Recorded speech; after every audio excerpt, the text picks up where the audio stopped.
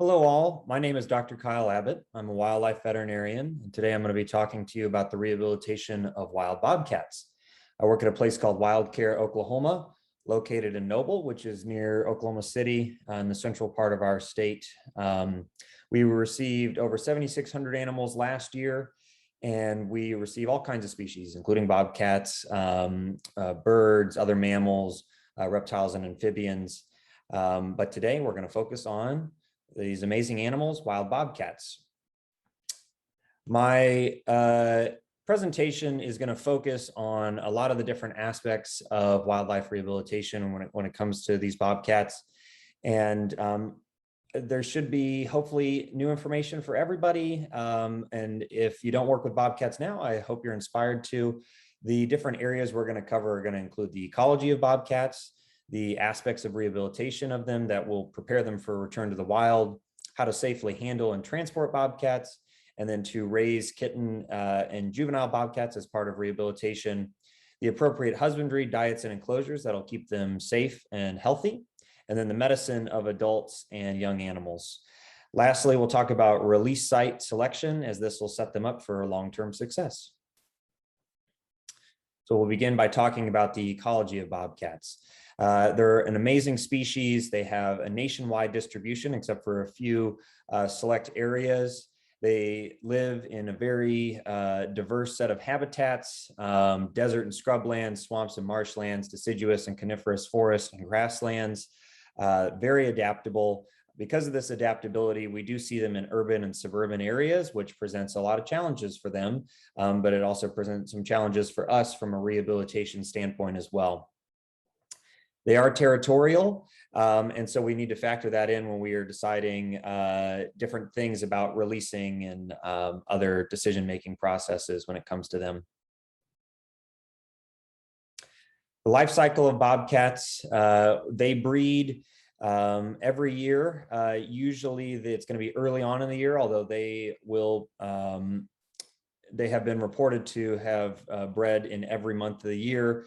They are seasonally polyestrous, which means that the females will go through estrus or heat cycles every 2 weeks until they become pregnant. Generally, they only get pregnant once a year, but there are reports of them having 2 litters within a year. The litter size is generally 2 to 5 kittens. They reach sexual maturity at 1 to 2 years for females and at 2 years for males. The life expectancy for bobcats in the wild is sadly only about 2 to 5 years, but in captivity, they can live to be well over 20 years old, the oldest ones being into their 30s. Young animals, they will stay with their mother until late fall, winter, or spring, and the siblings may stay together after leaving the mom. So generally when we release bobcats that we've raised, we release them together because they do form pretty strong partnerships and bonds. The hunting habits for bobcats, they are crepuscular, which means that they hunt mostly at dawn and dusk, but they can be active during the day. They can be active at night. Basically, they will be active whenever they need to be to catch whatever prey is available to them at that time. And so they seasonally will change their habits depending on what prey is available. Prey can be anything from small mammals like rodents and rabbits to birds, including small birds and larger birds, reptiles and amphibians, and they will even catch young, large mammals, including fawns. Because of their adaptability, they will sometimes go after pets and livestock, and so this has the potential to create large amounts of conflict between bobcats and humans, as well as the animals that belong to humans. So let's talk about general rehabilitation considerations. So what are our goals for bobcat rehabilitation? We want to, number one, return them to the wild as a successful adult. Our goal is not just to keep them alive. It's not just to put them into a sanctuary or a zoo. Our goal is to get them to be successful in the wild as an adult. So to do that for young animals, we want to prevent habituation. We want to keep them wild. We don't want them to be used to humans. For any animal that's in our care, we want to prevent suffering. So especially if we get an injured adult, we want to make sure that we're treating them respectfully and minimizing stress, as well as addressing pain whenever possible. And so we want to make sure that we're providing appropriate husbandry. So that way the husbandry is going to factor into the stress level as well. We want to make sure that the enclosures are adequate. We're not going to have them be potentially injured in the enclosures. And we want to make sure that they're able to develop those normal behaviors to prevent habituation. Lastly, one of the major goals of, well, any rehabilitation with wildlife is to make sure that we educate the public to prevent conflict with those animals. And with bobcats especially, we want to make sure that they are not having conflict with both the humans and their pets as well. So we do a lot of over the phone work at our center. And I'd say we end up spending more time helping animals outside of the center than we do animals actually within our center. So the common reasons for admission, this is an important thing to understand so that we know where our patients are coming from. A lot of them, at least a huge portion of them for us, are going to be orphaned or kidnapped, as I joke. A lot of them, especially the older ones, it's mostly going to be trauma, right? If you're getting an adult bobcat in, it's going to be injured or ill in some way. They're difficult to get otherwise, unless of course they're trapped. We do get a lot of trapped animals that people have conflict with, and then we try to find some kind of resolution. Going back to the toxin exposure, that's another one that can happen, unfortunately, and that I've seen. There can also be other illnesses as well. But these are kind of the more common ones. Some of the other illnesses we see would be like viral diseases or other infectious diseases. And then the last most common reason for us is ex-pets, where people try to keep these animals and make pets out of them. Generally, bobcats do not make good pets, and a lot of people end up learning that. And then we'll also go into the legality of that as well. Okay, so let's talk about orphaned versus kidnapped. Orphaned generally is an animal that truly is by itself, whether the parent was killed or it was separated for other circumstances. The kidnapped ones, this also happens, as we all know, within wildlife rehabilitation. We say kidnapped, really because it is a descriptive term for it. We don't mean it to begrudge the public. The public, of course, they're well-intentioned, and we want to encourage those good intentions, but we also want to educate so that we're not unnecessarily removing animals from their parents or where they belong. And so a lot of deciding between these two is discussing the circumstances. You're trying to figure out, where was it found? What's the condition of the young animal? What's the age of it? Do they have knowledge of the mother in the area? Sometimes they'll have seen a dead mother alongside the road and then find the kittens nearby. Those are perfect examples of ones that would be orphaned. But a lot of them, the young orphans, they're going to be covered in ticks and fleas. They're going to look thin. But if they look healthy and they're a little older, sometimes they're just getting a little adventurous and getting away from the den. And so those circumstances are ones where we might consider reuniting or just leaving alone, because maybe mom is nearby and is already doing the right things. If it's a well-fed juvenile, I'd say mom's probably doing the right thing at that moment.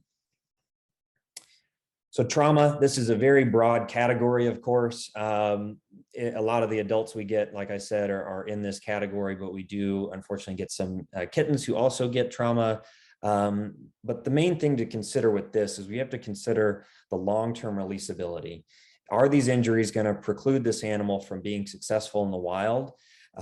Like, let's say it did get a fractured leg, where the only option in like a normal cat, like somebody's pet cat, would be an amputation. Well, that's not a good option for a bobcat. So we do have to consider that long-term releasability when we're deciding if these are the animals to try on. We have to use appropriate diagnostics and referrals to obtain the knowledge and information to make those appropriate decisions. And then if we do decide that this is a fixable thing, we treat the injuries methodically. I'm not going going to go in depth about euthanasia, but euthanasia is a big part of wildlife rehabilitation because most of these animals are not going to be happy in captivity. And so we want to make sure that they are going to be, either in the wild and successful or not living a life of misery in circumstances that it would not be ideal for them.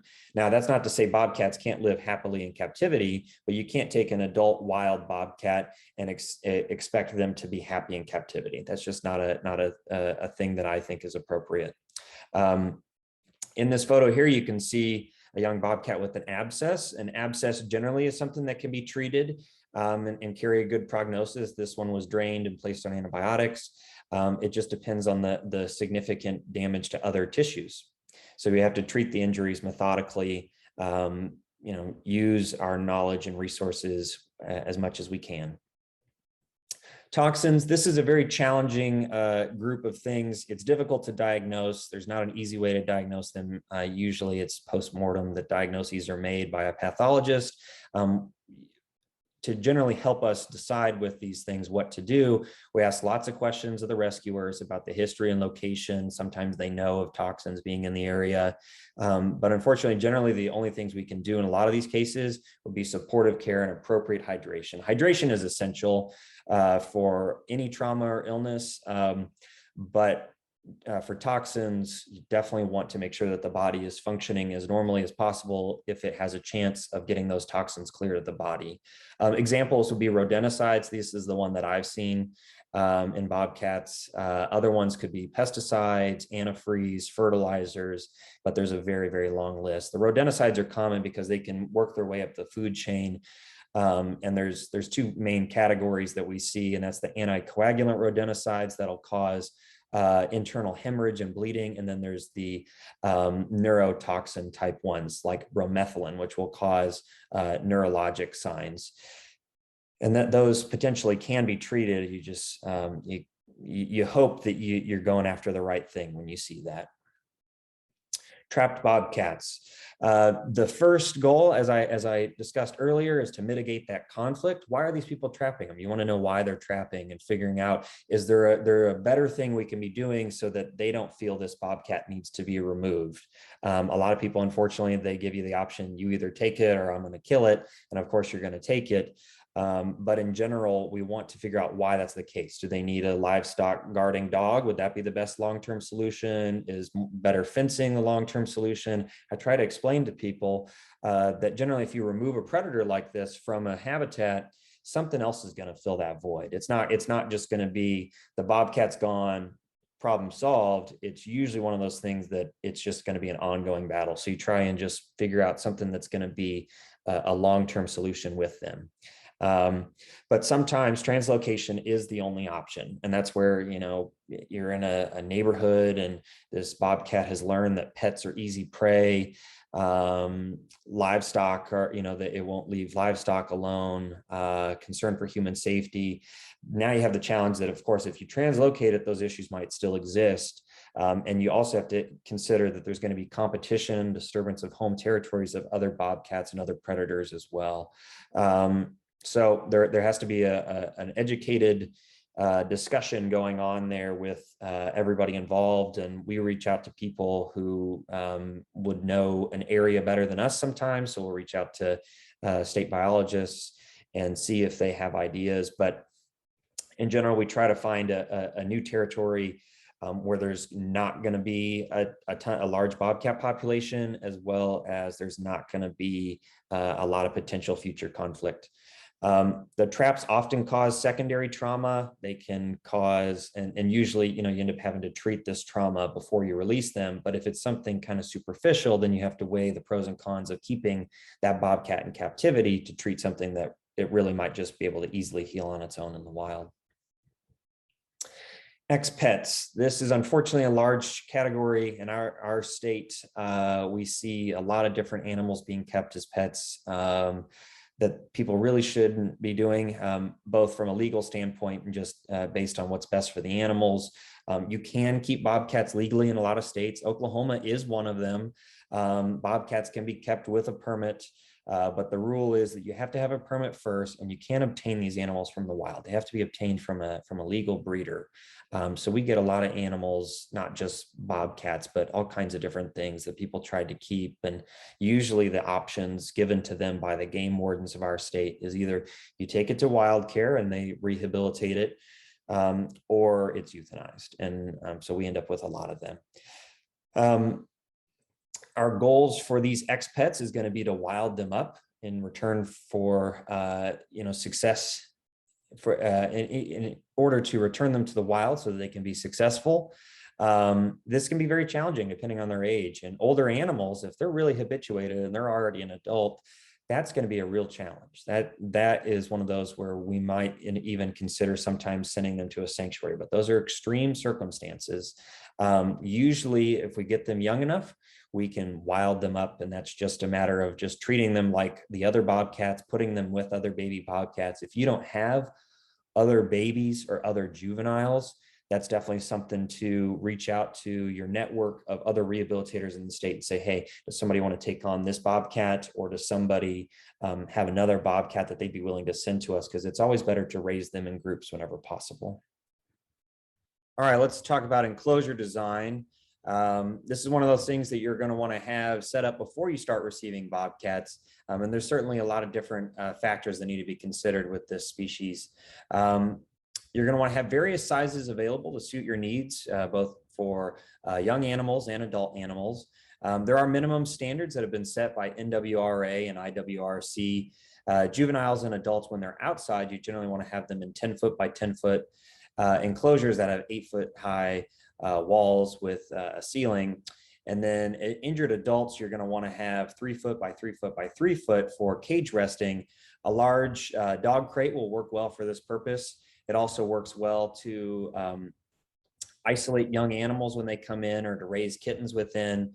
If you're treating an animal early on in a sickness or for trauma, you want to have smaller enclosures to limit the space in which they can move around in. Generally, though, you want to keep in mind that larger is always going to be better when you're getting close to release. You're going to want them to be able to exercise and move and do all the stuff that they need to be prepared to be returned to the wild. Another thing, depending on how many animals you get and depending on how much infectious disease you see, we've seen infectious disease at our center, unfortunately, that has made some of ours sick to the point where they did end up passing away. You want to have an area where you can prevent that disease from getting to your other animals. So I do tend to have our animals go through an isolation period, but you want to have potentially an isolation area. We're talking hard floors like concrete and easily disinfectable surfaces. As certainly something to consider having. And then you also want to consider having sliding or shift doors. It makes it much easier to move animals between enclosures, and that way you can move them easily without having to always be handling them. Another major thing to consider with bobcats is preventing escape, of course. They're very good at climbing. You always want to have a really high areas for them to climb on, but to have that, you're going to have tall sides. So the 8 foot minimum standard, you need to consider having a roof. We have roofs on our enclosures, but you could also, if you have a larger enclosure where a roof isn't a consideration, you could have alterations at the top that prevent them from getting over that fencing. Bobcats are not major diggers. They do not spend a lot of time doing that, but they do some. So some dig proofing is a consideration. And then also you want to keep in mind that you may have wild animals outside the enclosure trying to dig in. So you want to prevent that from happening too. Also, a double door system is an essential thing that'll prevent the bobcats from being able to escape just straight out of the one door. That's basically just having a 2-door system where there's like an entryway or a hallway. So that way, if they do get out of their main enclosure, they're not then free. We don't want to have premature escapes, of course. And the materials for constructing this, metal is great for minimizing the long-term maintenance. It's also tough enough to keep them in. The mesh size that you would use would be based on the size of the skull. If they can get their skull through a hole, that generally means they can wiggle their whole body through that kind of opening. All right, so another big part of rehabilitation is going to be encouraging those natural behaviors. So we want to minimize human interactions. Oh, I realize my little video square is blocking part of the screen, but we want to minimize those human interactions. It's going to be minimizing visual stimulation when they're really young, especially little bobcat kittens. We want to wear disguises so they're not associating us as humans. We want to create visual barriers wherever possible. That's going to minimize stress for a lot of the adults who might be stressed to be seeing us. To them, we are predators or at least threats to them. And so they, every time they see us and their stress level goes up, that's going to be both, it's not a good thing for them, but it also potentially can create some immunocompromise by slowing down healing and making them more susceptible to infections. High levels of stress generally lead to more illness. Another thing is auditory stimulation. So we minimize talking around them. We minimize background noise. We want to limit the amount of time we spend in the enclosure as well. And we want to limit the amount of, say, positive reinforcement that they would be getting when we go in there. So if we go in there and they're approaching us and then we feed them, that's positive reinforcement for that behavior. So a lot of times we do the other things first. We clean the enclosure, we do maintenance on the enclosure, and then at the very end, when they're not near us, then we might feed them.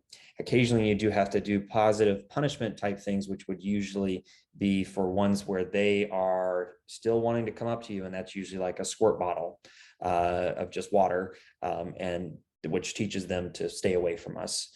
We want to limit the number of caretakers. That just means, you're basically having the same group of people working with them, so that way there's everybody's treating them the same way. And for volunteers, they're not at a high risk, although we do rely on our volunteers to work with bobcats, but it's ones that have a lot of experience and we know their abilities.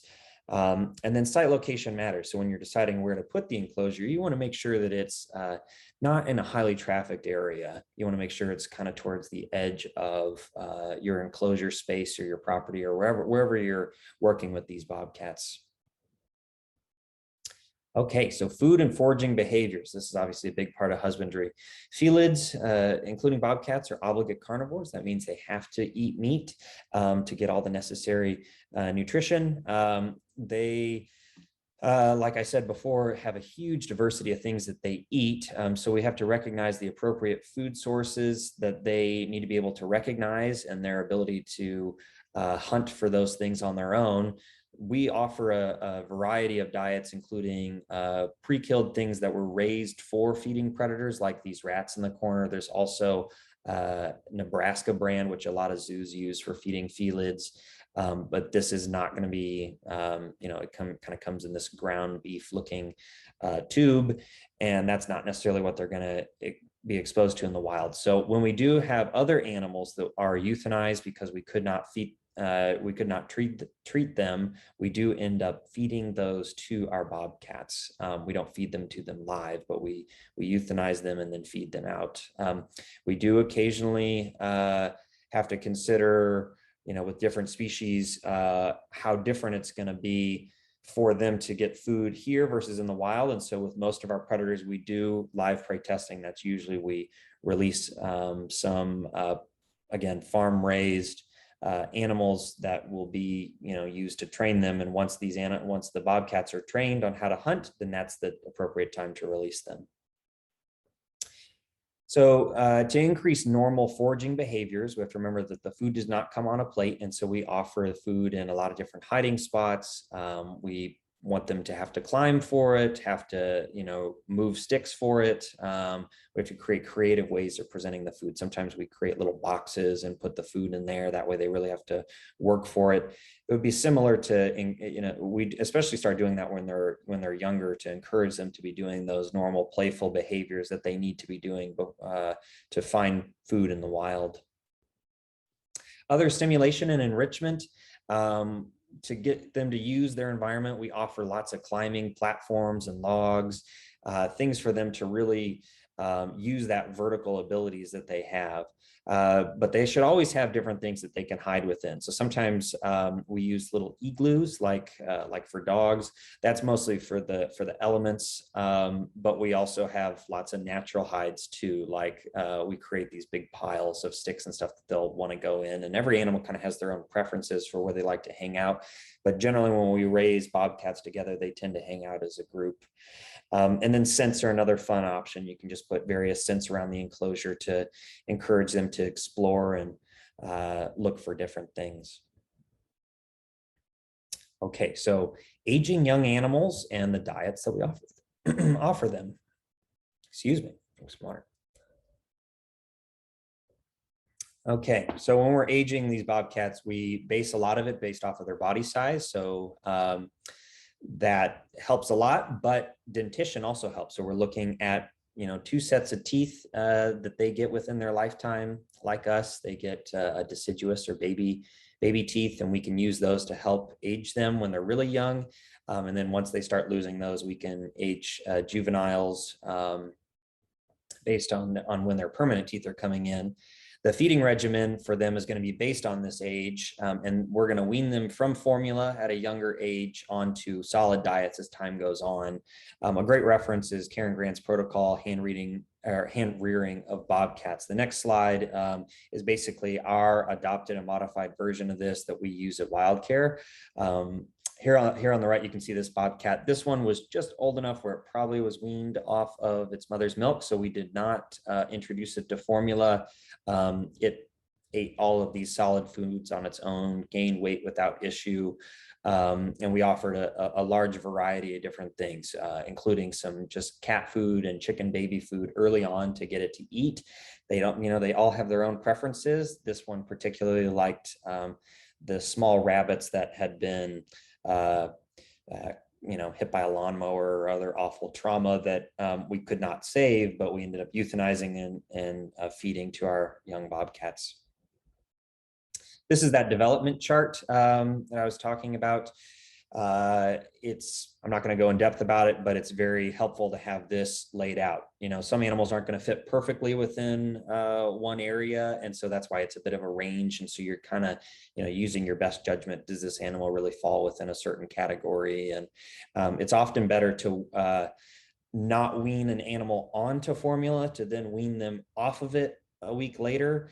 But in general, we do end up spending a lot of time with young animals, weaning them onto formula. And the reason we do that is to prevent gastrointestinal upset. If they go straight from their mother's milk onto this thing that's doing its best to imitate bobcat milk,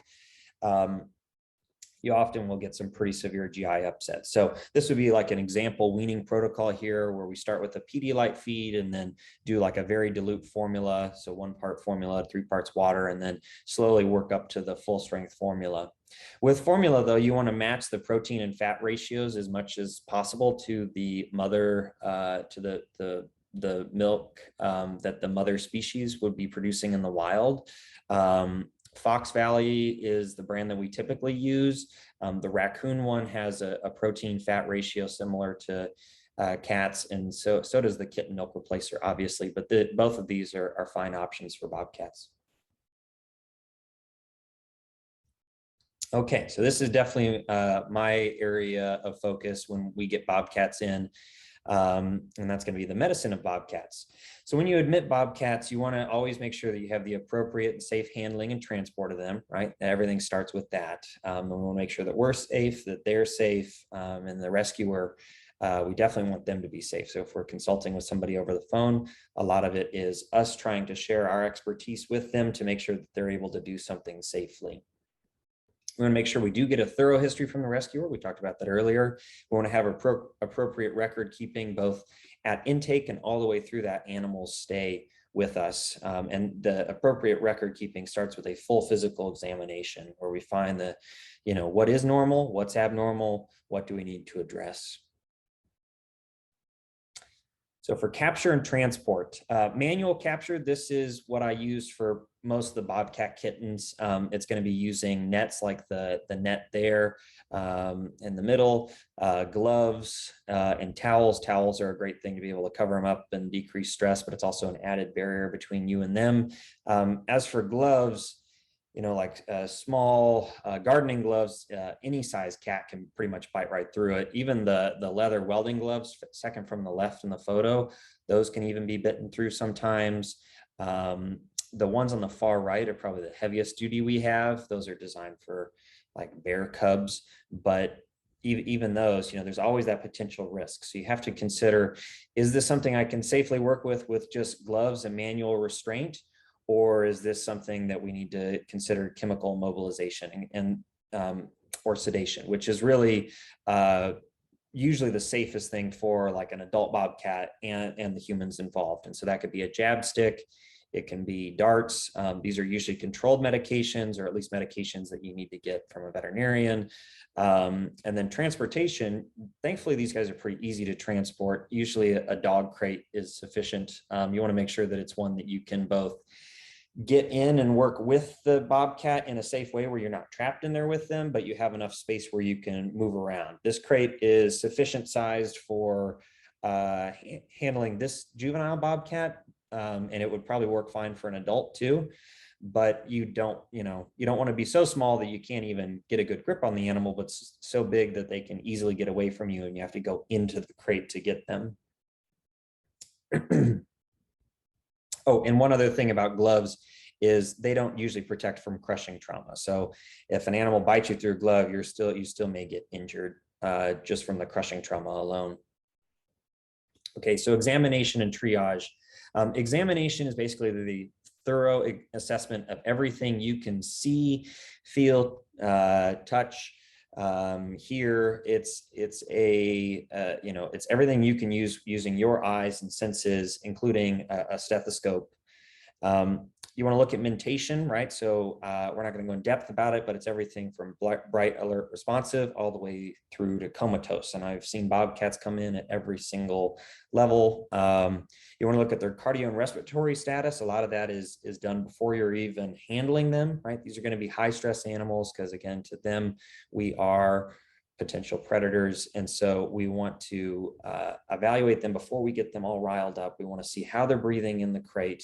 Is there the potential for thoracic trauma and stuff like that? But once we actually do get them, as long as we can safely do so, we'll use a stethoscope to listen and figure out, is there something else going on? Is there some kind of trauma we need to evaluate up in the thorax? Hydration status. This is essential for every bobcat that comes in, even young, seemingly healthy ones. We have to make sure that they stay hydrated. I pretty much just categorize dehydration as mild, moderate, and severe.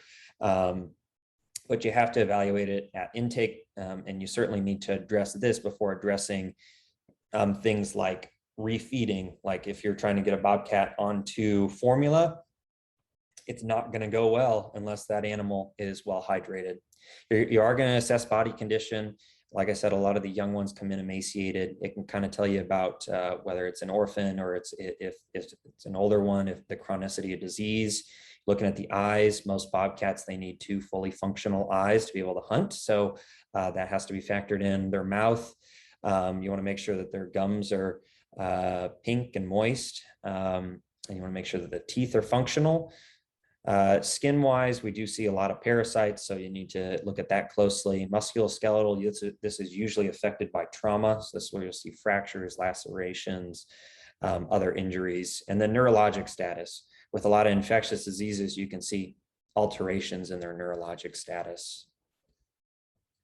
So what is triage? Triage is establishing a priority list for patients to examine and treat. And anybody who works with wildlife knows that you can't always predict when they're going to come in or when members of the public are going to bring things, or even if it is predictable. Like for example, we'll get a bunch of animals from an animal shelter all at once. That is your moment to, when you have all these animals lined up, you're trying to treat, triage is basically deciding who are the animals we need to look at first, who are the ones we need to treat first, what is the thing we need to do to make sure that all the animals here have the best chance of survival. If you've got a healthy young mourning dove, you're not going to necessarily get working on that. If you've got, well, an injured bobcat or something. You would want to work on the injured animal first. So TPR is temperature, pulse, and respiratory. That's basically one of those things that we do in medicine for almost every animal. It's more of a challenge in wildlife. So, I'm not always going to be taking a thermometer and trying to get a temperature on an adult bobcat who's all riled up. But I am going to be looking again at the respiratory status. Is there potential respiratory compromise? How are we going to address that? And it's going to be with oxygen. In the bottom right picture, you can see a bobcat, well, half of a bobcat, but that one is in an oxygen chamber because of thoracic trauma in rib fractures. And to help it to breathe, it has an oxygen chamber. Dehydration, that's another thing that I was just talking about how important hydration status is. Once you decide the hydration status, then you have different options of how to address that. You've got oral fluids, subcutaneous fluids, intravenous fluids, oral being a lot of times the easiest. If an animal will drink water on its own, that's the easiest way to rehydrate it. But if it can't drink, if it's too sick, then you have to consider subcutaneous fluids or intravenous fluids. And that same bobcat has that IV catheter in that bottom right photo. And then for pain, you're going to be using whatever appropriate medications you can. Pain medications are called analgesics to address the pain early on. Lethargy, especially in young animals, sometimes it's as simple as they haven't eaten in a while and their blood glucose is very low. So we'll give them Caro syrup or honey rubbed on the gums, and they'll absorb that right through the gums. Their blood glucose will come up, and it makes a big difference. And that's usually for like really, really small animals. And then if they're cold, especially again with young animals, heat support is a consideration. Remember, bobcats are going to have a higher body temperature than ours is. And so they generally, in most cases, will feel warm to the touch, but you have to use your judgment. And that's where a temperature, if you can safely get one, would be helpful.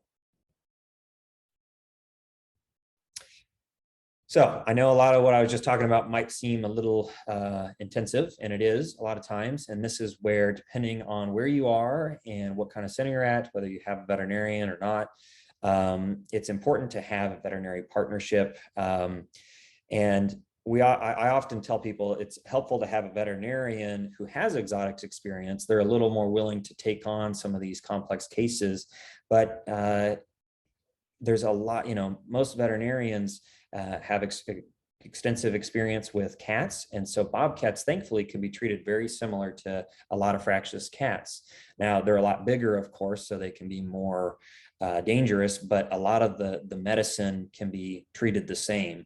And another thing that a lot of veterinarians don't realize is that wildlife can be legally triaged and stabilized by any veterinarian at any state prior to transport to a wildlife rehabilitator. They don't have to have a license to do that. But it does, to keep it beyond once it's stable, they need to have their own rehabilitation license. So there are wildlife veterinarians like me who do rehabilitation, but when that's not possible, it's always great to have the rehabilitator veterinarian relationship. But even me, I need to make sure that I use all my resources as well. So there's going to be cases that are more complex, and so I often discuss with specialists, including surgeons, ophthalmologists, other veterinarians, like other options we can have to potentially help an animal, especially if it's got like a complex orthopedic fracture that might be beyond like something that I would do. And so that would be an appropriate thing for me to refer to a surgeon as well. So partnerships are really, really important in this field. And it's something I encourage everybody to do. It's okay. It's always, okay to reach out and ask for help. The worst they can say is no, but at least you tried. And a lot of people see it as a great opportunity to help an animal that otherwise would not be getting help. Okay, so now I'm not going to go too in depth about a lot of the diagnostics that we do on the medical side, but I do want to address them briefly just so everybody knows what our other options. So it's going to be the diagnostics and assessment beyond the physical examination. When you have concerns about toxins, trauma, anemia, or other things, blood work is always helpful. So you're looking at what's called packed cell volume. That tells you the level of red blood cells, total solids, which tells you the level of blood protein. You can do a complete blood count and a blood chemistry. These things pictured here are what we have in our clinic and use for assessing our patients. They can help you basically direct care right in those intensive moments within the first 48 hours. Other things that are helpful if you're concerned about cardiorespiratory status, using pulse oximetry, which measures blood oxygen saturation, and then blood pressure, which also can help direct fluid therapy, as well as figuring out, if there's something a little more serious than might overtly appear. A big thing, and I probably use this stuff more than the blood work, is using radiology. So imaging, we're looking at especially X-rays or radiographs. I use those a lot. We take radiographs on probably 5 to 30 animals a day to assess different trauma and figure out if these orthopedic things can be fixed or not. We also will use ultrasound. That's in the top right there. That's an ultrasound on a bobcat. That's mostly for soft tissue trauma to try and figure out what's going on in the abdomen. But orthopedic trauma seems to be much more common. And so that's why like this bobcat at the bottom is anesthetized. It's really to evaluate for what happened with this likely hit by car bobcat. And so you want to have appropriate positioning for that. You want it to be symmetrical. You want to make sure that if you have a normal leg, you use that to evaluate the abnormal leg. Usually more than one view is essential to be able to make kind of decisions about how fixable something is or isn't. Sedation. So I talked about sedation earlier, but it's an important thing to keep in mind that this is, in a lot of cases, the only safe way, both for the animal and for us, to evaluate that animal. And so the drug dosages, like I said before, are the same as domestic cats. There's really not too much alteration there. I've found success with many, many different combinations. Most of these drugs, though, they must be provided by a veterinarian, although depending on which state you're in, if you are considered animal control or have some other means of accessing these, then it's very appropriate for people outside of veterinarians to have them. But usually it's injectable medications that we're talking about. And a lot of them are the controlled drugs like ketamine, imidazolam, and butorphanol, with dexmedetomidine not being a controlled drug, but one that you need to still have. You can't just buy it casually at a store. I've used combinations of all those drugs and have not really had too much complications with any of them, really. You can also use oral sedatives similarly to cats. Examples would be acepromazine and gabapentin. Gabapentin is usually my preferred one. It seems to be really high safety margin. It also provides some pain control as well. So those are all good choices. This is a young bobcat that's actually recovering from sedation. Look how cute it is. All right, bandaging. This is a thing that we could go over bandaging for weeks and still not cover all the options that are out there. But in general, you want to have materials on hand to accomplish 3 basic things to simplify it down. The first thing is to stop hemorrhage. You want to be able to stop bleeding as it happens, right? If something is actively bleeding, that's going to be a first priority thing to stop. You want to be able to clean wounds and keep those wounds clean. So that is easier said than done. The cleaning part usually is relatively easy. It's the keeping clean part in a wild animal that can be a challenge, right? You want them to be able to keep the bandage on while also serving your goals and also allowing them to either function normally or not be miserable. That's a challenge. And the last thing is to stabilize fractures, especially if you have the veterinary partnership with somebody who can treat fractures. You want to be able to stabilize it so that it can then get treatment. And fractures, generally, when we talk about them in emergency medicine, they're not something that you got to address that day. They're something that you need to address once that animal is stable. They can wait a day or two, but you want to stabilize the fractures so that they're not becoming worse in that amount of time. Materials that you should have on hand would be gauze. You want to have some cleaning solution like a chlorhexidine or iodine. Those are the ones I prefer to use. You don't really want to use alcohol or hydrogen peroxide in open wounds. It causes more tissue trauma than good. And then you want to be able to flush the wound. You don't want to leave any of the cleaning solutions really in the wound. You want to have saline available to flush out the wounds. And then there's so many different bandaging materials, like I said, but you want to have cotton, roll gauze, different forms of tape, vet wrap. I love vet wrap. I use it a lot as like an external thing. You don't want vet wrap right against the skin or it'll cause trauma, and you don't want it to be too tight or it'll cause constriction. And then splint material. There's different splints out there. Some of them are prefabricated, just like shaped plastic, basically. Other ones are like for smaller fractures, like a little SAM splint. If we had a little fractured leg in a bobcat kitten, would probably work fine. And then there's also like the casting tape, which can work well too. Medications. Again, we're blocking the Clavamox in the top right, but the same dosages again for antibiotics and the other analgesics. In most trauma, you're going to need some kind of pain med, right? You don't want your animal to be painful, and you want to get an antibiotic on them for a lot of the open wounds. A fracture doesn't necessarily require antibiotics unless it's got open wounds there. But in general, we end up using a lot of the same antibiotics that are commonly used in small animal practice. My first line antibiotic that I use across a wide variety of species is TMS, or the trimethoprim sulfa group of drugs. And that's well tolerated gastrointestinally.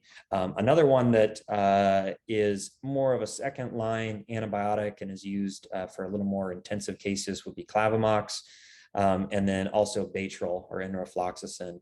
When I've treated pneumonia in bobcats, I find that a combination of Clavamox and Baytril has been successful, but there's other options too that can always be used, but these are common ones that I use. Common pain meds, meloxicam is probably the #1 medication that I prescribe for wildlife. It works really well across most birds tolerate it well, most mammals tolerate it well, and then it's actually labeled for cats. So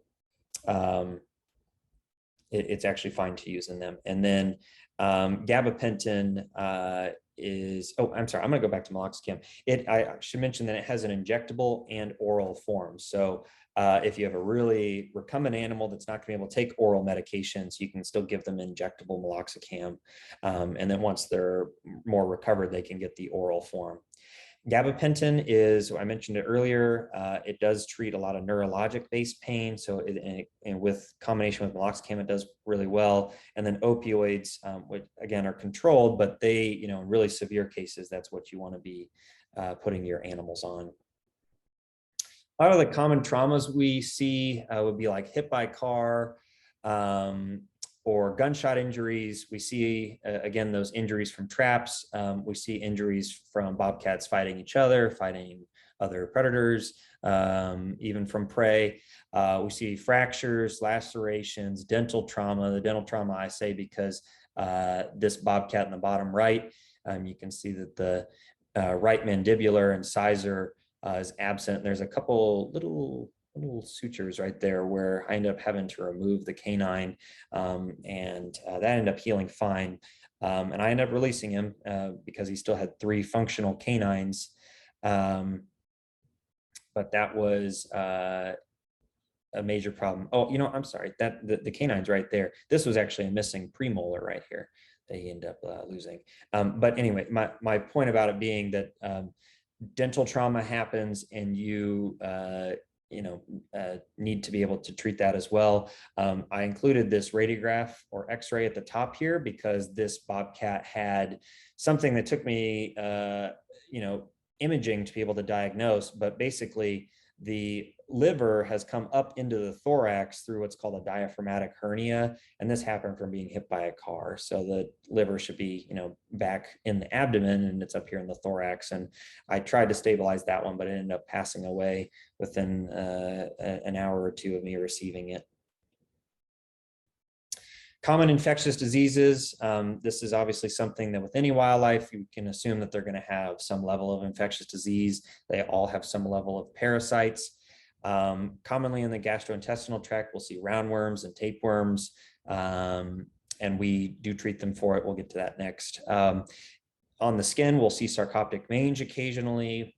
We just received a young fox that has mange that we're treating right now. Ringworm, which is basically just skin fungus. That's another one that we've seen. Fleas, I think almost over half of the bobcats we get have fleas, and then a good number of them have ticks as well. So this is a young bobcat, and we're removing a tick from the ear on that right photo there. And then viruses, these are unfortunately really not good, of course, but we've got feline panleukopenia, which we lost 2 bobcat kittens last year to this. That came in with it, and despite aggressive treatment, including feeding tubes and IV catheters, they did not make it. Unfortunately, that's in line with how it usually manifests in domestic cats too. But the bobcats also get canine distemper as well, which stinks. And then they are predisposed to rabies. So let's talk about preventative medicine for these guys. The antiparasitics we commonly use would be pyrantel.